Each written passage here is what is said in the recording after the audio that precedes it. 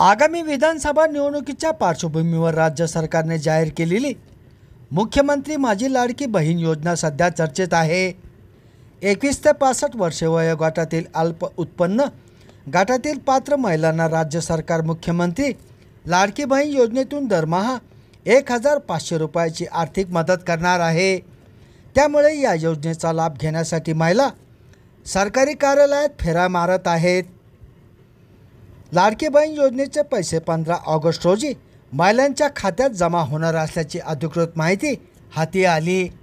मुख्यमंत्री लाडकी बहीण योजनेसाठी अर्ज करण्याची मुदत सुरुवातीला 15 जुलै होती, मात्र अंगणवाडी, ग्रामपंचायती, सेतू केंद्र आणि सरकारी कार्यालयांमध्ये महिलांची प्रचंड गर्दी होत असल्याचे पाहून राज्य सरकारने या योजनेसाठी अर्ज भरण्याची मुदत 31 ऑगस्टपर्यंत वाढवली। आतापर्यंत ज्या महिलांचे अर्ज भरून झाले आहेत त्यावरून 16 जुलैला तात्पुरत्या पात्र लाभार्थ्यांची यादी प्रसिद्ध केली जाणार आहे, तर 1 ऑगस्टला लाडकी बहीण योजनेच्या लाभार्थ्यांची अंतिम यादी प्रसिद्ध केली जाईल।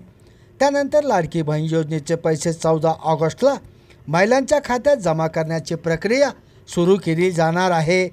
साधारण 15 ऑगस्टपर्यंत राज्यातील सर्व महिलांच्या खात्यावर ही रक्कम जमा होणार आहे। ऑगस्ट महिन्यानंतर पुढे दर महिन्याला 15 तारखेला महिलांच्या बँक खात्यात 1500 रुपयाची रक्कम जमा केली जाईल, असे अधिकृत सूत्रांनी सांगितले। संभाजीनगर समाचार न्यूज चॅनलसाठी सुनील टाक।